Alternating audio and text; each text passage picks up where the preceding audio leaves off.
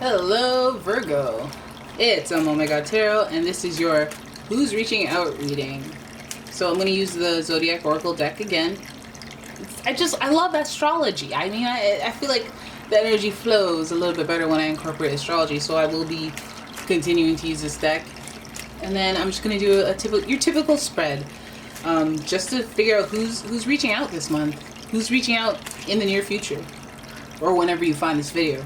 So we have the Three of Wands sitting here as somebody looking out into the horizon, waiting, I say waiting, but just wanting, eager to start a new adventure, to see what is there, what is beyond the horizon, what is the unknown. It's the curiosity is what I'm highlighting. And then we have the Eight of Wands, and as you guys know, the Eight of Wands represents travel, but it also represents somebody going out of their way to make a special effort to communicate with you. So these two cards I've taken out because this energy is implied for this reading. So this is where it hovers as your theme. Who's reaching out, who's trying to do the most to get your attention, who's been wondering about you for a while. Let's get into it. But let's figure out what this person is like.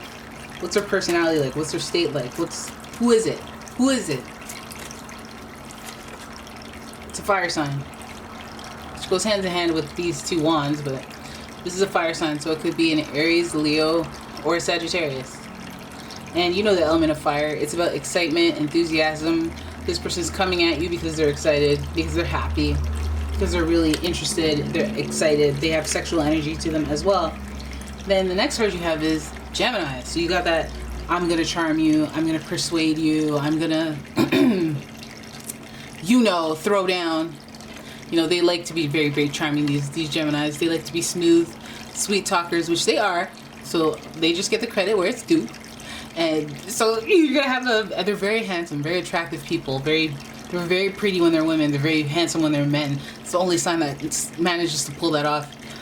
But you have that Gemini energy, so it's a smile that reaches across the room type person. And then you have the moon sign. So this is somebody who's been thinking about you for a while. They've been quietly observing you or creating fantasies about you in their head for some time. This could also be a Cancer sign because this is, Cancer is associated with the moon. So, and this is the whole luminary world. So this is day and night, sleeping, awakeness, consciousness. This is subconsciousness where the sun is consciousness.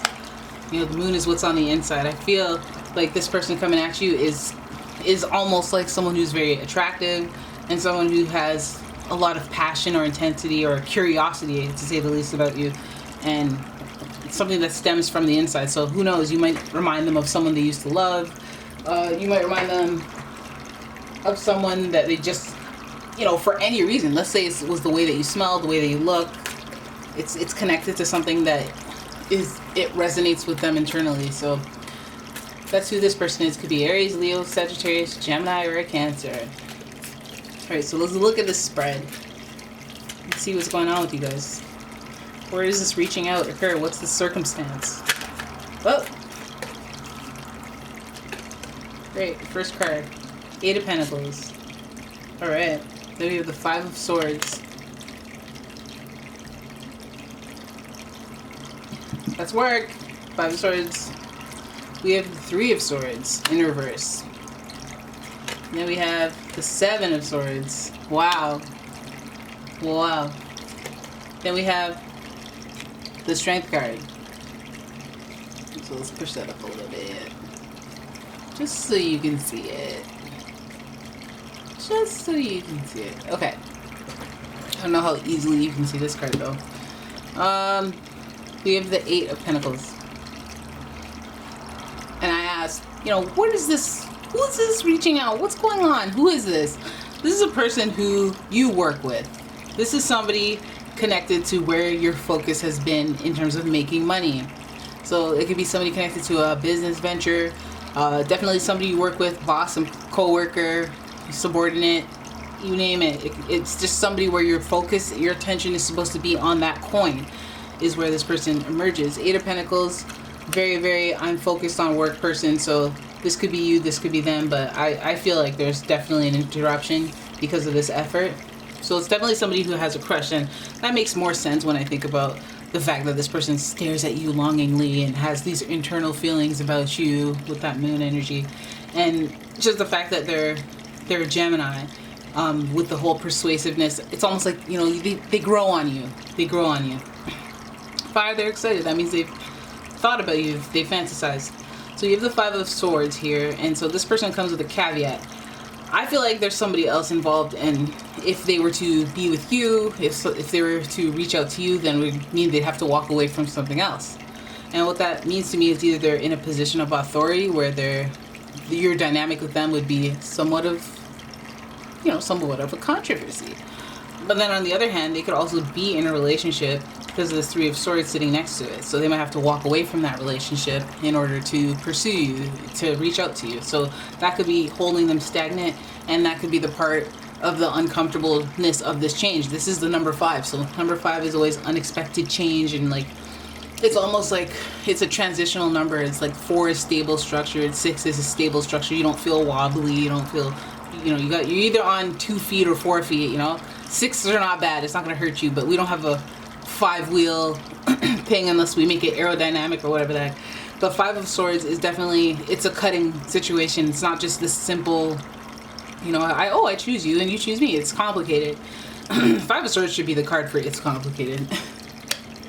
And then the Three of Swords is like, okay, well, you're disappointing, and this person's disappointing, and there's disappointment in the air, there's sadness, and it's as a result of someone else's action, somebody that you trusted. So the way that they were thinking affected your heart.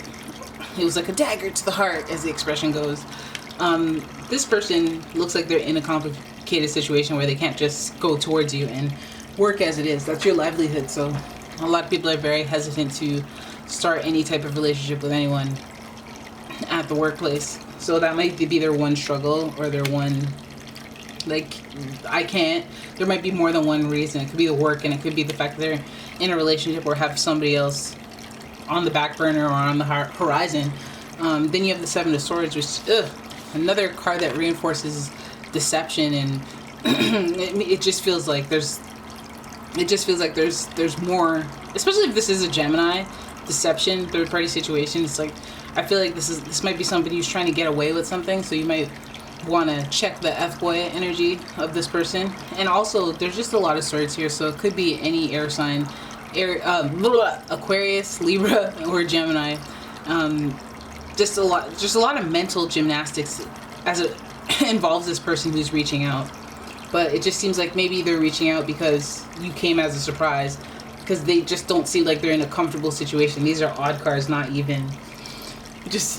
It's an uncomfortable situation for the most part. And then there's lying, there's deception. They might not be lying to you, but it feels like someone's getting lied to. And hovering next to this Three of Swords definitely feels like a third party situation that, you know, you'll have to endure the circumstance in order to move forward with this person, pursue this person. This is the Leo card. Strength is associated with Leo. Leos usually, they remind me of that Queen of Swords energy, where they have to have emotional intelligence in order to act in this world. And a lot of emotional intelligence comes from experience. But B, this feels like it's emotional intelligence that just comes from understanding energy. And like, this is the person who is listening to the person yelling at them and not yelling back, and they're trying to understand so that they can be understanding and then be understood. This is an emotionally intelligent person. They don't see the beast as somebody who's angry, who will in turn respond with anger. They see this person as an equal, and they're trying to get to their level. You know what I mean? Like, this is a person who's exercises really great emotional intelligence. But that's another Gemini type trait too. That's a Gemini type trait where they used to kind of manipulate. So I feel like the person reaching out is coming out, but it's not without strings. There's gonna have to be use of a sword. And swords, you know, you can cut yourself on that. Those are sharp. And so this person, it feels like they do a lot of talking. They do a lot of mind thinking, and I feel like they're coming back to you either A, because of money. They could be an opportunist of some sort. You could be working with them and they could want to get something out of that, benefit from you. That would be the Seven of Swords. They might want to steal a job from you. They want to steal an opportunity from you. They want to get close to you so they can get close to an opportunity of some sort. So you might want to watch for that. But at the end of the day, you have the strength and endurance. And I feel like the reason they're calling the attention of strength and endurance is because you've been down this road before. you know what this type of person is, and it's either you're in denial of it and you need to remember that you've endured this before, you've dealt with this before, you're experienced. Okay, so just, you know, follow your gut this time. And I think that you'll be fine in this situation, but you just need to ID it before it gets you super disappointed. This could be a fire sign, so a lot of sexual energy could be involved in you. A lot of people mix their ego, the sexual energy, with their emotions, which is the cups energy, and then they think that something sexual, which a lot of people are driven by that alone, they use that to kind of like to hypnotize you to get what they want. And these are lusts of the flesh. They have nothing to do with your spiritual awakening or spiritual growth. You get what you want. It's almost like having junk food and not having like real food from the earth. And when you just kind of get into cahoots with somebody in that way with the sexual energy. But I feel like Gemini energy has sex appeal energy, and then the moon is very like captivating. Like, you don't just turn your back on somebody with those moon eyes. You look into their eyes and you let yourself get hypnotized. And that's what people do when it comes to Geminis as well. So I feel like the person reaching out is coming very tunnel vision, very focused in how they're coming at you. It seems very deliberate. And it seems like they had to cut things off if they said that they had to end relationships to talk to you, or they had to switch stuff around to make this happen.